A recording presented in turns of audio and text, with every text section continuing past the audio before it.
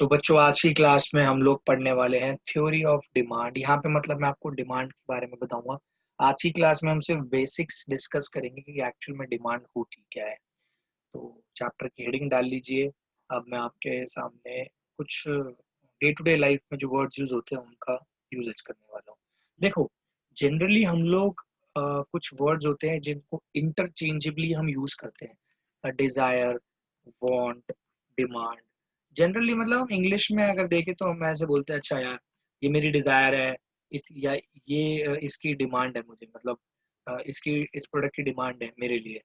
या I want this product. तो हम सोच के चलते हैं अच्छा कि यार ये तीनों वर्ड एक जैसे हैं, बट ये डे टू डे लाइफ में तो भाई एक जैसे यूज हो सकते हैं, कोई दिक्कत नहीं है। डिजायर बोल लो, वांट बोल लो, डिमांड बोल लो, but when we talk about when we talk in terms of economics, economics के टर्म्स में जब हम बात करते हैं तो ये तीनों वर्ड्स के बहुत अलग अलग मतलब है। ये इंटरचेंजेबली हम यूज नहीं कर सकते। तो स्टार्ट में बताता हूँ आपको डिजायर से। एक्चुअल में डिजायर होती क्या है? डिजायर की बेसिक सी डेफिनेशन है, क्या है? It is it is a mere wish to have a commodity. तो ये सिर्फ ना एक विश है, ठीक है। विश तो कोई भी कर सकता है, यानी कि डिजायर किसी की भी कुछ भी हो सकती है। मान लो एक गरीब आदमी है, उसके पास खरीदने का कुछ पैसा नहीं है, लेकिन रहने के लिए कोई उसके पास जगह नहीं है, बट वो विश तो कर ही सकता है कि मेरे पास एक बंगलो हो। तो ऑफ कोर्स, तो बंगलो चलो छोड़ो, मैं तो कह रहा हूँ एक 2 रूम का फ्लैट हो। तो क्या कहते हैं, उसकी एक डिजायर है। तो डिजायर को तो कोई रोक नहीं सकता ना उसकी। अगर उसकी डिजायर है तो हो सकती है। बाकी वो बात अलग है, उसके पास उसकी खरीदने के लिए पैसे हो या ना हो, दैट इज डिफरेंट। तो उस पुअर मैन की डिजायर है। डिजायर क्या है उस पुअर मैन की? एक हाउस। तो वो डिजायर अपनी कर सकता है। तो ये तो हो गया यहाँ पे एक वर्ड डिजायर की, वो कुछ पोजेस करना चाहता है, राइट। अब मैंने जो दूसरा वर्ड बताया था वो बताया था मैंने आपको वांट, राइट। वांट पता है क्या होती है? एक तो डिजायर होनी चाहिए, ऐसी डिजायर जिसको वो पूरा कर सकता है और मतलब उसके पास एबिलिटी है उसको पूरा करने की। तो इसकी डेफिनेशन पता क्या होगी? इसकी होगी, it is that desire which is backed by the ability and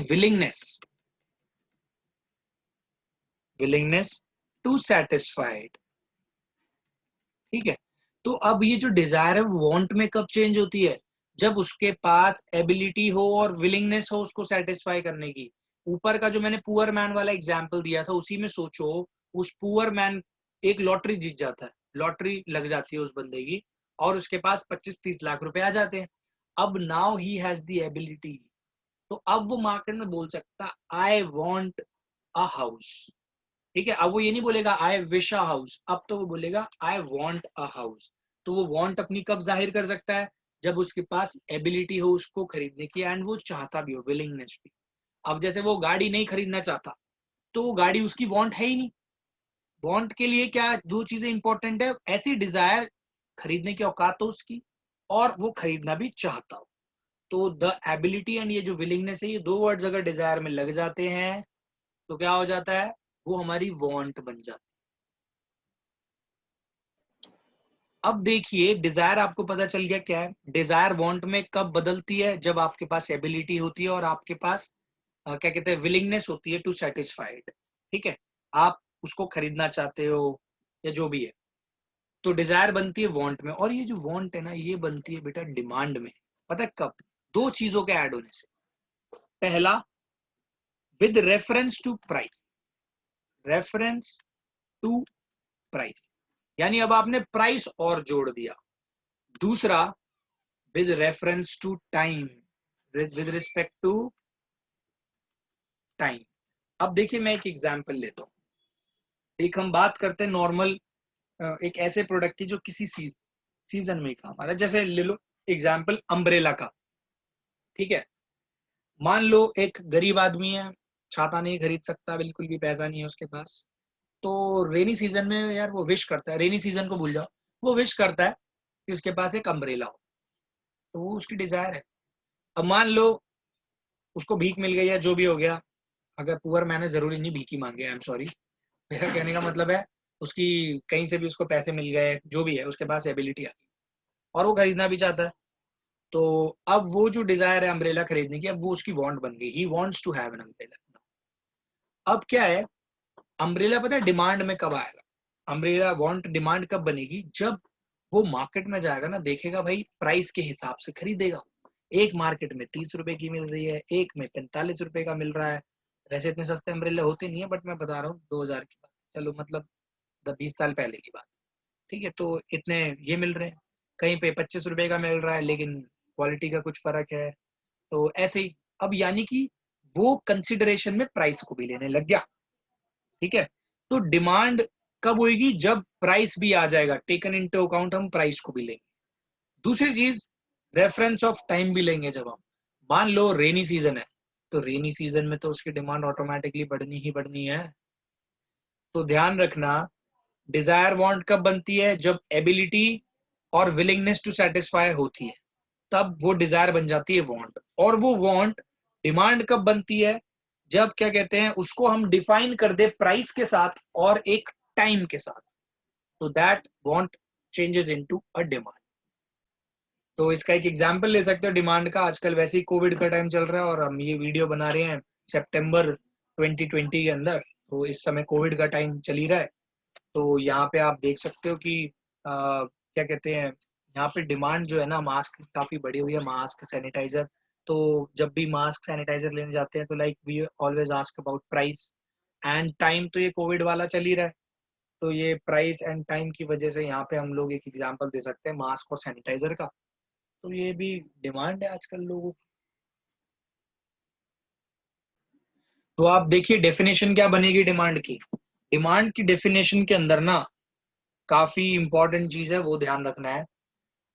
जो मैं इंपॉर्टेंट पॉइंट मार्क करा रहा हूँ, it is the quantity of a commodity. ये है क्या एक्चुअली, देखो इसके अंदर चार इंपॉर्टेंट पार्ट है इस डेफिनेशन के, इनमें से कुछ भी मिस करोगे तो मार्क्स नहीं मिलेंगे। पहली बात तो क्वांटिटी ऑफ अ कमोडिटी है, ये वर्ड यूज करना ही है कि डिमांड क्या है एक्चुअली, क्वांटिटी है, डिमांड इज क्वांटिटी किसकी, किसी ना किसी कमोडिटी की, that a consumer is willing. तो देखो विलिंगनेस टू बाय होनी चाहिए, फिर दूसरा विलिंगनेस टू बाय होगी और एबिलिटी भी होगी, यानी कि ये सेकंड पार्ट हो गया। यानी कि कंज्यूमर क्या क्या कहते हैं, डिमांड क्या है, क्वांटिटी ऑफ अ कमोडिटी है जो कंज्यूमर विलिंग है बाय करने के लिए, विलिंग है और एबल है ऑफ कोर्स। फिर प्राइस मैटर बहुत करता है इसमें, प्राइस वाला वर्ड जरूर यूज करना है, and during given period of time, ये जो पीरियड ऑफ टाइम है दैट इज आल्सो इम्पोर्टेंट। तो ये डेफिनेशन को अगर मैं ब्रेक करूंगा तो चार इसेंशियल्स निकल के आते हैं इसमें से। और वो इसेंशियल एलिमेंट्स कौन कौन से हैं, quantity of commodity, willingness to buy, price of commodity, and period of time. So these four things comprises of these four things comprised of this definition. तो देखिए अब ना डिमांड दो तरह की है, individual demand and market demand. आपको word से ही पता चल रहा है, it refers to the quantity of a commodity that a consumer. इसमें जो इंपॉर्टेंट बात है वो ये है, नॉर्मल डिमांड की ही डेफिनेशन रहेगी, बस यहाँ पे हम बात कर रहे हैं एक सिंगल कंज्यूमर के बारे में, ठीक है, एक कंज्यूमर के बारे में। और मार्केट डिमांड में पता क्या होता है, ऑल कंज्यूमर यूज कर लेते हैं वर्ड। जैसे मैं आपको बता देता हूँ कि अगर अभी आपको क्या कहते हैं कोई पर्टिकुलर सी चीज खरीदनी है मार्केट से, आप विलिंग हो बाय करने के लिए, कोई भी चीज हो सकती है, मान लो अलमीरा, ठीक है, तो वो अलमीरा सिर्फ आपको खरीदनी है, ये मान के चलो, मतलब ऐसा नहीं कि सब खरीदने निकल लिए। लेकिन एक एग्जाम्पल लेते हैं, क्या कहते हैं, देखो इंडिविजुअल डिमांड अलग होती है, मार्केट डिमांड अलग होती है। दूसरा एग्जाम्पल मैं आपको जो कह रहा था लेने की, वो कह रहा हूँ कि जैसे मास्क एंड सैनिटाइजर्स जो आजकल चल रहे हैं, वो मार्केट डिमांड माने जाएंगे। क्यों, क्योंकि उसमें सारे कंज्यूमर्स ये चीज मांग रहे हैं। लेकिन जब आप कोई इंडिविजुअली कुछ डिमांड करते हो तो उसको हम इंडिविजुअल डिमांड करते हैं। तो यहाँ पे डेफिनेशन बिल्कुल सेम रहेगी, एक्सेप्ट आपको लिखना क्या पड़ेगा, अ कंज्यूमर की जगह यहाँ पे ऑल कंज्यूमर। तो इसकी डेफिनेशन क्या बनेगी मार्केट डिमांड की, it refers to the quantity of commodity that all consumer are, यहाँ पे लग जाएगा आर, इस केस में कह रहा हूँ, यहाँ तो इजी रहेगा मार्केट डिमांड की डेफिनेशन में, मैं यहाँ पूरी लिख नहीं रहा, आप इसको खुद लिखोगे। Are willing to buy, willing and able to buy at each possible price during a given period of time. तो बच्चों अब हम पढ़ेंगे डिटर्मिनेंट्स ऑफ इंडिविजुअल डिमांड। मतलब इंडिविजुअल डिमांड जो है ना, वो किन किन फैक्टर्स पे एक तरह से डिपेंड करती है। तो डिटरमाइन कैसे होती है डिमांड, देखो प्राइस ऑफ गिवन कमोडिटी, ये तो सबसे इंपॉर्टेंट फैक्टर है भाई। आपको भी पता है कि अगर किसी चीज का प्राइस बढ़ेगा ना तो उसकी डिमांड कम होगी, सिंपल एज दैट। मान लो आप एक पर्टिकुलर टाइप की कॉफी पीते हो, वो कॉफी आज ₹40, मतलब मान लो 100 रुपीज केजी मिल रही है, तो आप अफोर्ड कर पा रहे हो, आप पी पा रहे हो, ठीक है। अभी आप इसको खरीद लोगे, मान लो 100 रुपीज पर केजी है ना, तो मान लो आप साल में 10 केजी खरीदते हो, ठीक है। लेकिन अब क्या कहते हैं, इसके रेट हो गए 200 ₹200 पर केजी। तो आप क्या करोगे, आप अब 10 केजी थोड़ी खरीदोगे, क्योंकि आपकी इनकम तो अभी भी उतनी है, तो आप इसको कम कर लोगे, मे बी आप इसको 5 केजी कर लोगे, ठीक है, आधी कर लोगे। तो आप क्या कर रहे हो, जैसे जैसे प्राइस इंक्रीज हो रहा है ना, अब मार्केट के अंदर उसकी डिमांड थोड़ी कम हो रही है। क्यों? क्योंकि भाई सैलरी तो उतनी है, इनकम तो उतनी है, ठीक है। तो यहाँ पे क्या कहते हैं, ये बात हो गई इसके अंदर, क्या कहते हैं, प्राइस बढ़ेगा तो क्वांटिटी की जो डिमांड होगी वो ऑटोमेटिकली कम हो जाएगी। देखिए नेक्स्ट फैक्टर है prices of related goods. Related मतलब जो एक दूसरे से रिलेट हो सकते हैं, मतलब ऐसा नहीं कि एक जगह मैंने चीनी बोल दिया दूसरी जगह कार, तो वो रिलेटेड गुड्स नहीं है। लेकिन अगर मैं बोलता हूँ क्या कहते हैं tea and coffee, they are related, sugar and tea they are also related, तो इस टाइप के गुड्स को मैं बोलता हूँ रिलेटेड गुड्स। अभी रिलेटेड गुड्स पता है कैसे हो सकते हैं, दो तरीके के होते हैं। एक होते हैं सब्सटीट्यूट गुड्स, सब्सटीट्यूट गुड्स, और दूसरे होते हैं कॉम्प्लीमेंट्री गुड्स। तो देखो सब्सटीट्यूट गुड्स वो गुड्स हैं जिसको, जैसे ना एग्जांपल दे रखा है टी एंड कॉफी। आप सोचो टी है और कॉफी, ये इंसान दोनों तो साथ में कोई नहीं लेगा भाई, या तो चाय पिएगा या कॉफी पिएगा, एग्जैक्टली ठीक है। तो ये सब्सटीट्यूट है, टी का सब्सटीट्यूट क्या है, कॉफी, कॉफी का सब्सटीट्यूट क्या है, टी, राइट। तो यानी कि टी की जगह हम कॉफी पी सकते हैं, कॉफी की जगह हम टी पी सकते हैं, साथ में नहीं पी सकते मिक्स करके, ठीक है। पी तो सकते हैं लेकिन वो फिर रैशनल नहीं कहलाएंगे, तो हमें तो रैशनल रहना है इकोनॉमिक्स के अंदर। तो टी और कॉफी हो गया आपका एग्जांपल सब्स्टिट्यूट गुड्स का। यानी कि अब आप ये सोचो, मैंने बोला प्राइसेस ऑफ सब्स्टिट्यूट गुड्स। मान लो अभी आप टी पीते हो, ठीक है, और ये है कॉफी। अब ये आप दोनों में से कोई भी पी सकते हो, राइट। अगर कॉफी के प्राइस यानी टी का जो सब्स्टिट्यूट है वो क्या है, कॉफी, और इस सब्स्टिट्यूट गुड के प्राइसेस हो जाते हैं हाई, तो आप खुद सोचो कॉफी की डिमांड कम हो जाएगी और टी की डिमांड बढ़ जाएगी।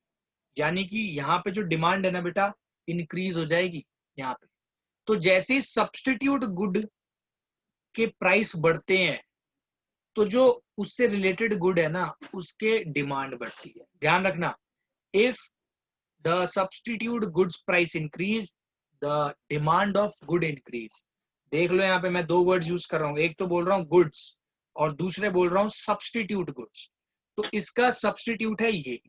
अगर सब्स्टिट्यूट की प्राइस बढ़ेंगे, ऑफ कोर्स देखो अगर आप कॉफी के रेट बढ़ेंगे तो आप टी की डिमांड ज्यादा होगी, कॉफी की कम हो जाएगी। क्योंकि कॉफी देखो बंदों को मानो पीना ही पीना है कुछ ना कुछ, या तो टी पीनी है या कॉफी। कॉफी के रेट गए हैं बढ़, और कॉफी के रेट अगर बढ़ गए हैं तो अब वो कॉफी तो अफोर्ड नहीं कर पा रहे पीने के लिए, अब वो किस पे जाएंगे, वो टी पीना स्टार्ट कर देंगे। तो टी की डिमांड क्या हो गई, ऑटोमेटिकली बढ़ जाएगी। तो यहाँ पे क्या होता है सब्स्टिट्यूट गुड में, an increase in the price of substitute good leads to an increase in demand for the given commodity. इसको लिख लो। तो आप देखिए यहाँ पे क्या लिखोगे आप, N increase in the price of substitute, यहाँ पे यानी कि कॉफी की बात कर रहा हूं मैं, कॉफी की अगर प्राइस में इंक्रीज हुआ, it will lead to an increase in demand for the given commodity. यानी कि यहाँ पे टी की डिमांड बढ़ने लग जाएगी। तो ये केस होएगा सब्स्टिट्यूट गुड का, ध्यान रखना। आई होप आपने ये लिख लिया होगा। मैं ना कॉम्प्लीमेंट्री गुड्स के बारे में आ रहा हूँ बताने के लिए। तो अब देखो कॉम्प्लीमेंट्री गुड्स क्या है बेटा। कॉम्प्लीमेंट्री गुड्स ऐसे गुड्स होते हैं जिनको अकेले अकेले यूज नहीं किया जाता, जैसे टी और कॉफी, या तो टी पियोगे या कॉफी पियोगे, वो तो सब्स्टिट्यूट हो गया। लेकिन अगर मैं बात कर रहा हूँ शुगर एंड टी की, तो आपको पता होगा कि भाई चाय के अंदर चीनी तो डलेगी, तो बिना चीनी की चाय भी लोग ऑल्दो पीते हैं, बट यहाँ पे मैं केस कंसिडर कर रहा हूँ कि चाय के अंदर चीनी तो डलनी है। तो चाय पत्ती और चीनी का एक कॉम्बिनेशन क्रिएट करके आपको टी मिलेगी, राइट। तो यहाँ पे इन दोनों गुड्स को हम बोलेंगे कॉम्प्लीमेंट्री गुड्स, यानी कि ये गुड्स साथ में यूज होते हैं, इन दोनों की वैल्यू साथ में ज्यादा होएगी। तो क्या कहते हैं, शुगर एंड टी के बारे में बात करते हैं। अब आप एक बात सोचिए, अब आप एक बात सोचिए,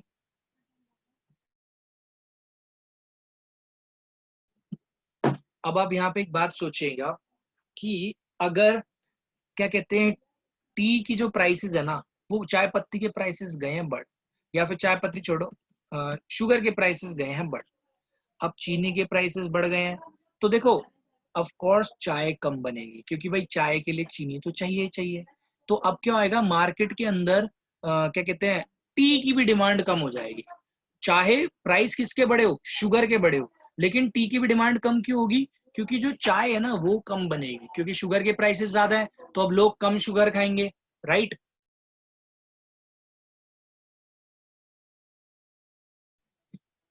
ठीक है, तो जैसे शुगर के प्राइसेस बढ़ेंगे तो ऑटोमेटिकली जो आपके घर में चाय बनेगी यार वो भी महंगी पड़ेगी, तो इसलिए लोग क्या करेंगे, टी भी कम खरीदेंगे, क्योंकि चीनी कम खरीद रहे हैं, तो उसके साथ चाय पत्ती भी कम खरीदी जाएगी।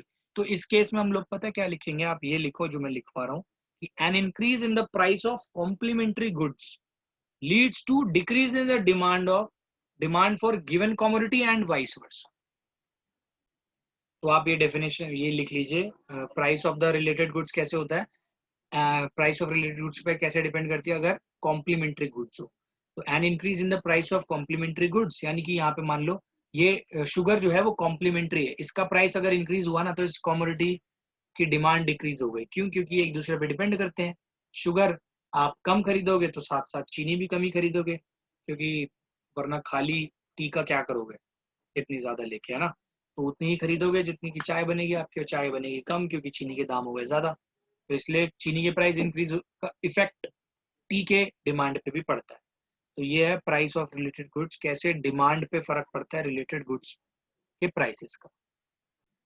अब देखिए ये जो आपकी डिमांड है ये ऑफ कोर्स इनकम पे भी डिपेंड करेगी। कंज्यूमर की इनकम अगर बढ़ेगी तो आपके दिमाग में आएगा कि यार अगर उसकी इनकम बढ़ेगी तो वो और ज्यादा खरीदने की कोशिश करेगा। You are absolutely correct, but यहाँ पे एक फर्क है, कभी कभी ना गुड्स सारे सेम नहीं होते। आप एक एग्जाम्पल लीजिए, मान लीजिए कि आपको ना पता है कि आप टोन्ड मिल्क पीते हैं, ठीक है, अमूल टोन और मदर डेयरी टोन जो भी है, ये आप टोन्ड मिल्क पीते हैं, और एक और आता है मिल्क, और वो मिल्क आता है फुल क्रीम।